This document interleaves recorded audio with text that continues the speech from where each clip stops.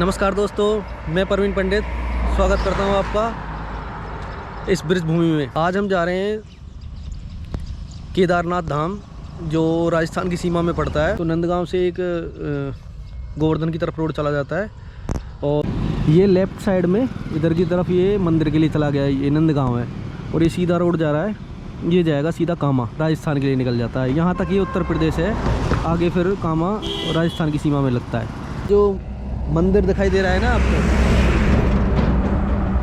ये मंदिर नंदगांव का मंदिर है, कन्हैया जी का। और हम मंदिर के बैक साइड में हैं। इसके आगे की तरफ बरसाना गोवर्धन की तरफ रोड चला जाता है और ये सामने ये कामा के लिए रोड जा रहा है। ठीक है, तो यहीं से कामा होते हुए हम केदारनाथ धाम पहुंचेंगे। तो ये वीडियो आखिर तक देखना, बहुत अच्छी जगह है, सुंदर जगह है। यहाँ से राजस्थान की सीमा शुरू होती है। वैसे तो बोर्ड लगा हुआ है, अगर गलती से आप नहीं पढ़ पाए हों बोर्ड को, तो ये पहाड़ आपको बता देंगे कि आप उत्तर प्रदेश में हो या राजस्थान में। राजस्थान में आते ही सामने पहाड़ दिखाई देते हैं। वो देखो, वहाँ बैठे हैं हमारे महादेव। यही जगह चुनी है हमारे महादेव ने। आइए चलते हैं। अभी हम पहुंच चुके हैं केदार धाम और ये मंदिर का आंगन है। नीचे देखो, ऊपर दिखाई दे रही होगी आपको, पहाड़ पे चोटी है, पीछे पहाड़ है, पूरा पहाड़ी इलाका है सब। और ये राजस्थान के अंदर आता है। तो अभी मैं आपको यहाँ का व्यू दिखाता हूँ। ये देखिए,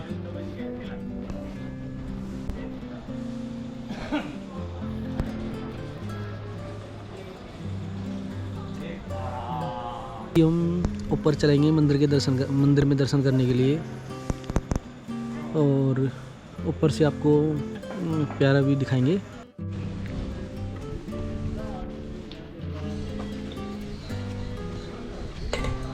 ये यहाँ पालकी की सुविधा भी है, अगर जिन लोगों से बड़े बूढ़े चढ़ा नहीं जाता तो। दोस्तों, यहाँ पे पालकी की भी सुविधा है। जैसे उत्तराखंड वाले केदार जी के दर्शन के लिए जाते हैं ना पालकी में बैठ के, वो भी पहाड़ पे, ये भी पहाड़ पे। तो ये देखो, ये पालकी है, पालकी में बैठा के लेके जाते हैं। चार्ज मुझे पता नहीं कितना है, क्योंकि मेरे को कोई दिखाई नहीं दे रहा है यहाँ पे कौन लेके जाएगा। तो अब ये देखो, यहाँ से सीढ़ियाँ ये ऊपर की तरफ जा रही हैं। ये वहाँ पहाड़ पे जाके है ऊपर मंदिर।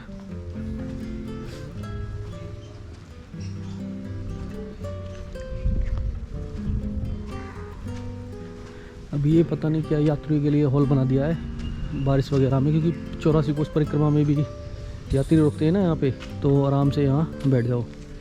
अभी थोड़ा साफ़ सफाई नहीं है, गंदगी है, लेकिन यात्रा शुरू होगी तो ये साफ़ सफाई हो जाएगी।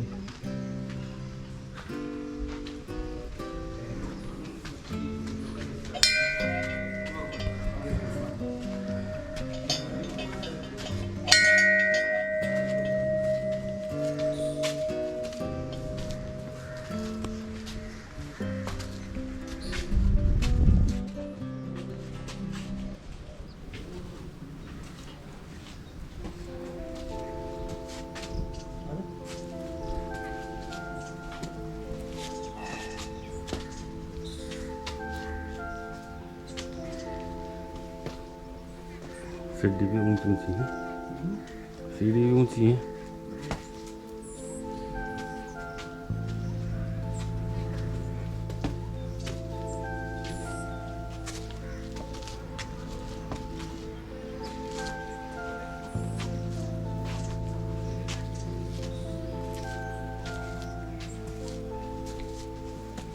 नमस्कार साथियों, आज हम पहुँचे हैं ब्रिज धाम के काम्यावन में। भगवान केदारनाथ जी का एक भव्य मंदिर, और ये भगवान कृष्ण से भी जुड़ा हुआ है, क्योंकि ये ब्रिज 84 कोस की परिक्रमा में आता है।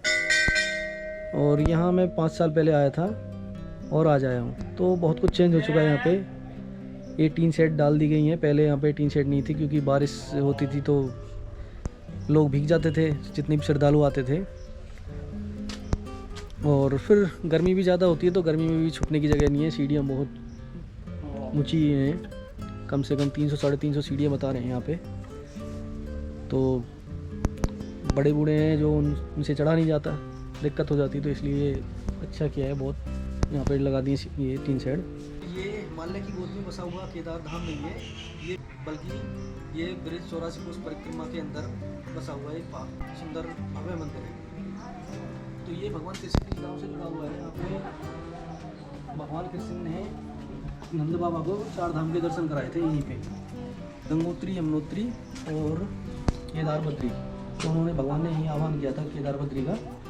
तो केदारनाथ और बद्रीनाथ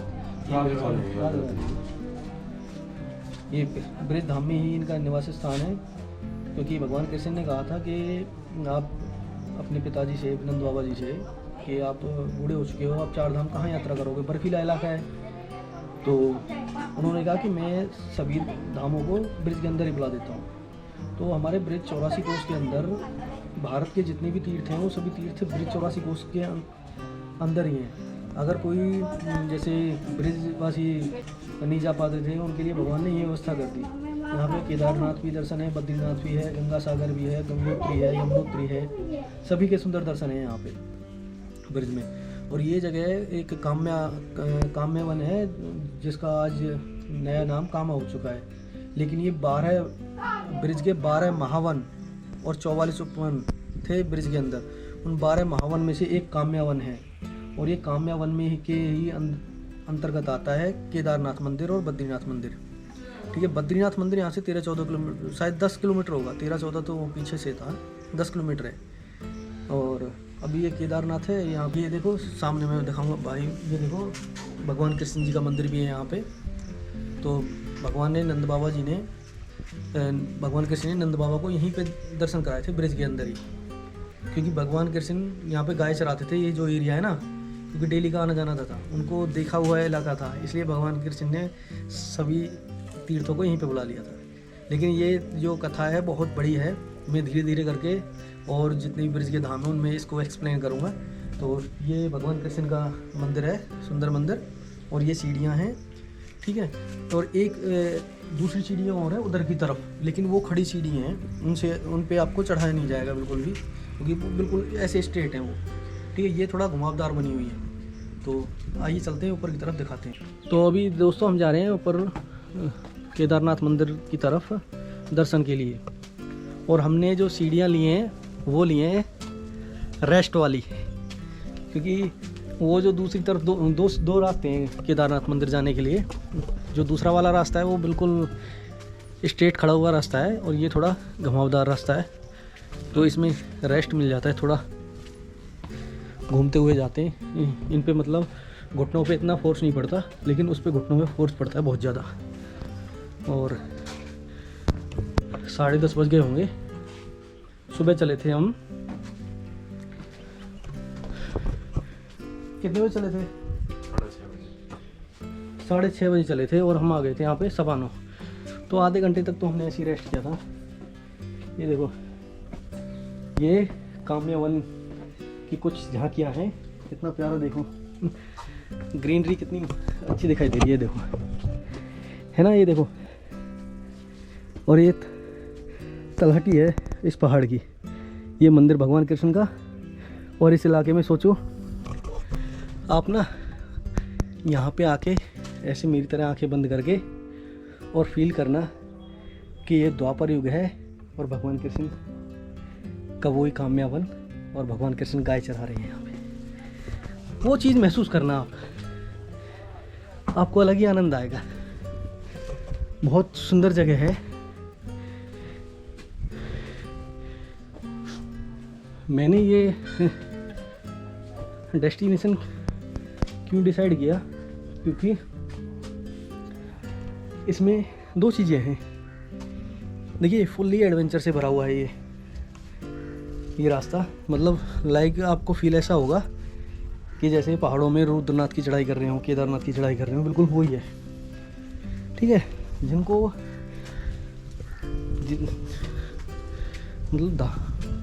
जिन लोगों को धार्मिक चीज़ों में इंटरेस्ट नहीं है, वो एडवेंचर के लिए यहाँ पे आ सकते हैं, क्योंकि सभी का नहीं होता। कुछ लोग धार्मिक जगह पे भी रिलीजियस प्लेस पे एज ए टूरिस्ट बन के निकलते हैं, तो उनके लिए भी बेस्ट डेस्टिनेशन है ये।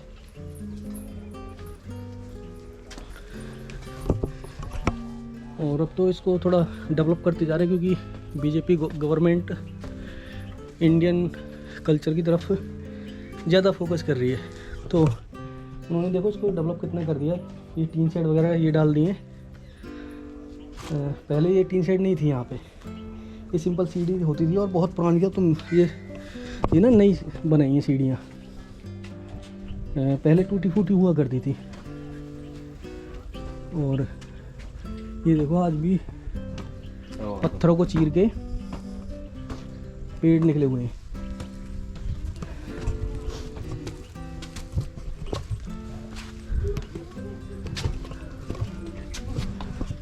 और ये दूर उधर की तरफ बद्रीनाथ टेम्पल है, कहीं उधर की तरफ ऐसे खेतों से आते थे निकल के। शॉर्टकट था इधर, 6-7 किलोमीटर का एरिया था। यहाँ से ऐसे शॉर्टकट था, अगर रोड से घूम के जाओगे शायद 10 किलोमीटर पड़ेगा। इधर से 6 किलोमीटर के आसपास होगा बस ये शॉर्ट में। और ये जंगल लगभग खेती तो शायद कम होती है इधर की तरफ, क्योंकि पानी नहीं है यहाँ पे।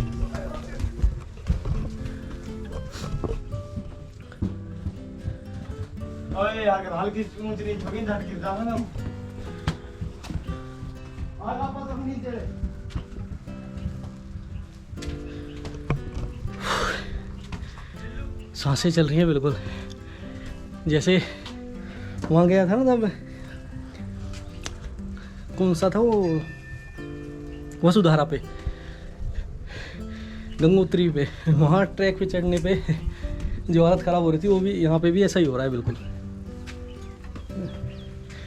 और एक चीज़ बताऊँ, यहाँ पे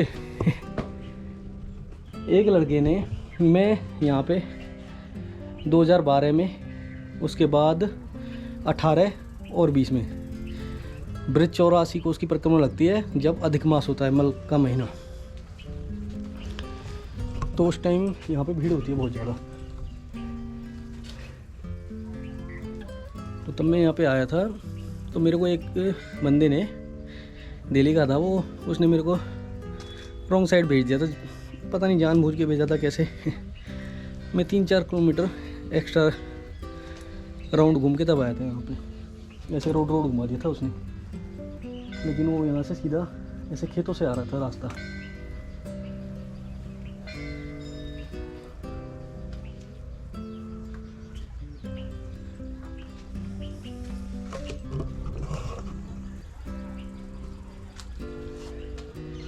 ये देखिए, ये दूसरी वाली सीढ़ियाँ हैं, यहाँ पे आके दोनों एक हो जाती हैं। एक रास्ता इधर से जा रहा है ऐसे, ये नीचे, और एक ये रास्ता है। ये 2 सीढ़ियाँ हैं केदारनाथ मंदिर जाने के लिए, लेकिन ये रास्ता लगभग ब्लॉक सा ही है, बहुत कम लोग यूज़ करते हैं इसको। 84 को उस परिक्रमा में तो यूज़ कर लेते हैं इसको, क्योंकि उस टाइम भीड़ बहुत ज़्यादा होती है, तो इस सीढ़ी पे जाम लग जाता है, तो इसलिए इसको भी यूज़ कर लेते हैं। पर लेकिन इसमें दिक्कत है, क्योंकि ये खड़ी सीढ़ियाँ हैं, जिनको आराम से धीरे धीरे चलना है वो ये वाली सीढ़ियाँ यूज़ करें। और जिनको कोई यंगस्टर है, यंगस्टर के लिए ये वाली सीढ़ियाँ हैं। पर इसके मैं बता दूँ, एक बार 18 की परिक्रमा में मैं आया था, तो हम ये सीढ़ियाँ छोड़ के साइड में बैठे थे, आराम कर रहे थे। तो यहाँ से एक पत्थर किसी ने हाथ लगा दिया, ऐसे लुढ़कता हुआ आया था ऊपर तरफ। तो नीचे साइड में, सीढ़ियों से साइड में बहुत लोग बैठे थे यहाँ पे, तो वो मारता हुआ जाता, लेकिन मैंने उसको हल्का सा हाथ लगा दिया। फिर एक लड़के ने वो हाथ लगा दिया, वो रोक दिया, मतलब पत्थर को वहीं पे बीच में, वरना हादसा हो जाता बहुत बड़ा यहाँ पे। तो एक सीधा का सीढ़ियाँ बहुत खतरनाक है ये वाली।